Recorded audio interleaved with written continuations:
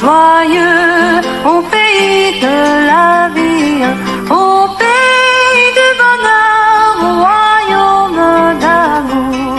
Vous qui marchez encore sans Dieu dans la folie, oh dites, voulez-vous y venir dès ce jour? Voulez-vous y venir dès ce jour? Oh, voulez-vous venir à ce Dieu plein d'amour? Prenez garde, frères, que quelqu'un de vous n'ait un cœur mauvais et incrédule, au point de se détourner du Dieu vivant. Nous trouvons ces paroles dans l'Épître aux Hébreux au chapitre 3, le verset 12. Bonjour, bonjour mes amis, comment allez-vous en ce 4e jour de la semaine? J'espère que vous allez bien et que vous êtes prêts à découvrir notre histoire biblique de la semaine. Mes amis, soyons constamment sur nos gardes, veillons et prions, de peur de succomber à la tentation. L'orgueil spirituel, les désirs profanes, les pensées mauvaises et tout ce qui peut nous priver d'une association intime et sacrée avec Jésus-Christ mettent nos âmes en péril.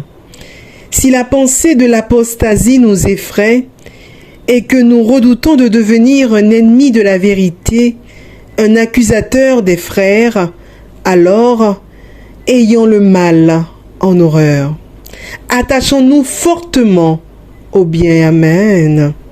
Et croyons en celui qui peut nous préserver de toute chute et nous faire paraître devant sa gloire, irrépréhensible et dans l'allégresse.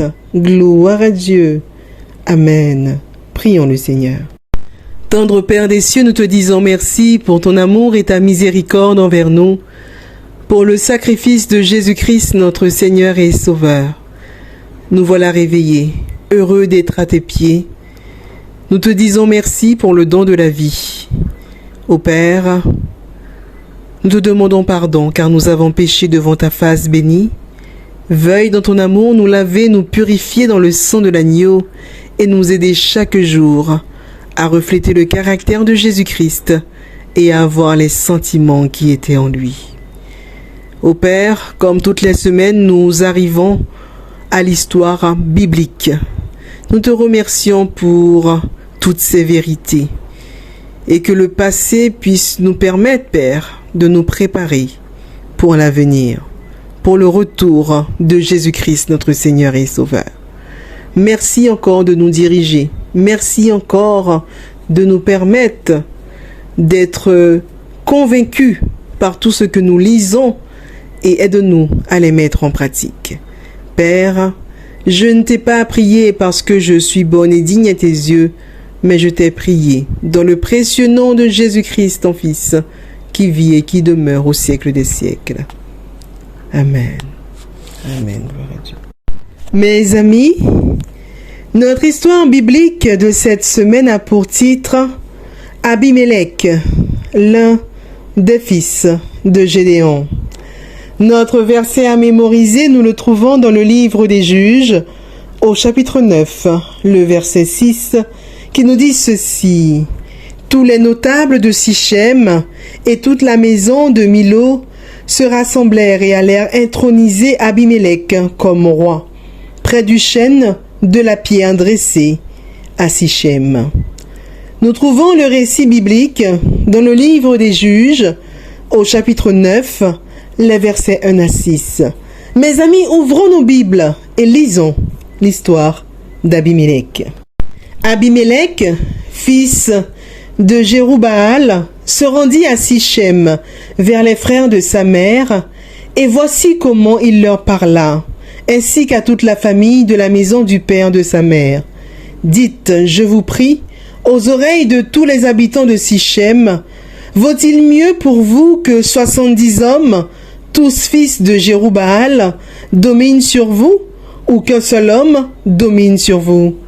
Et souvenez-vous que je suis votre os et votre chair.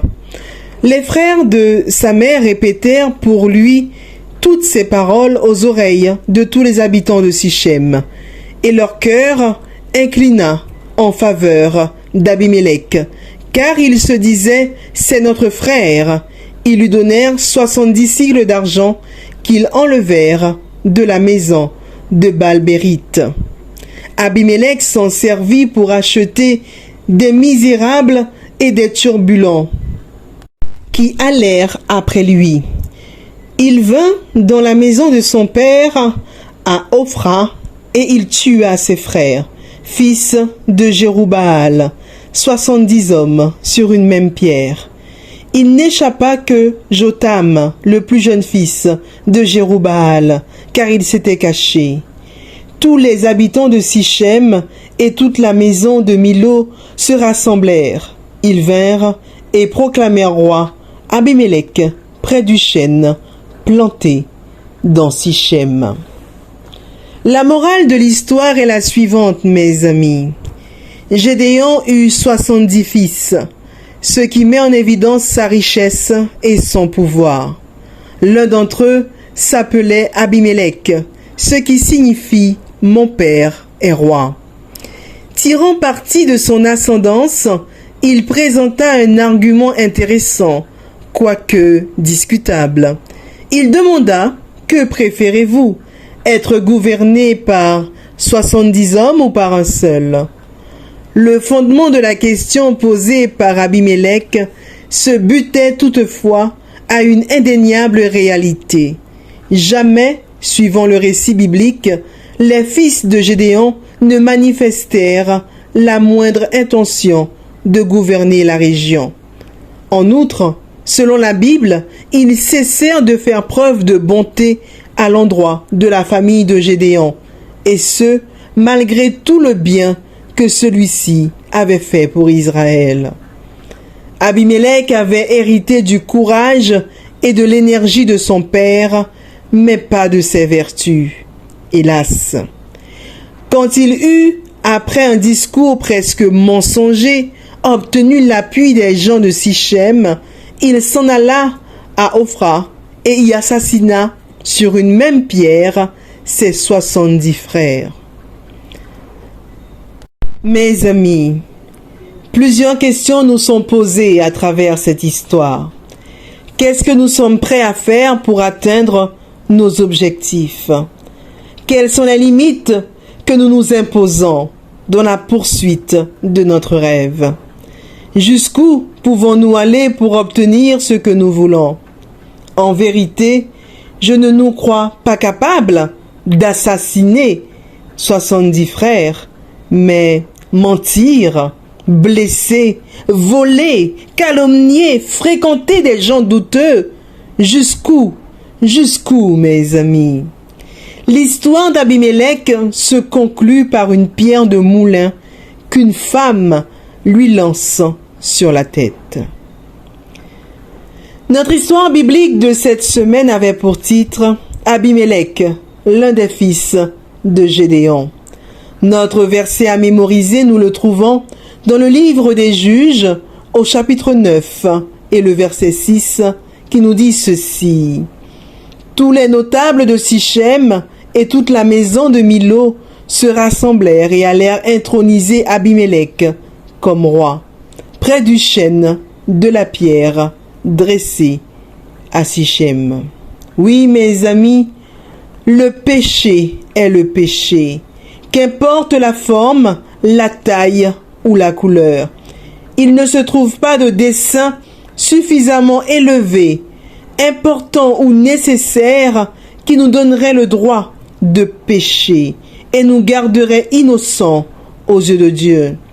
Que Dieu soit notre limite, amen, et guide chacun des pas que nous faisons pour atteindre nos objectifs et réaliser nos rêves.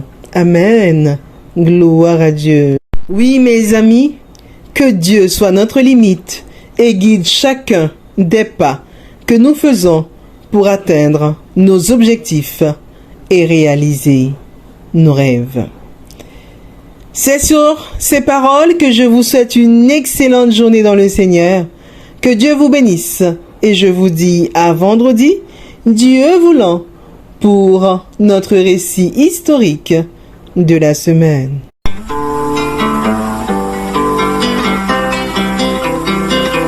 Nous allons tout joyeux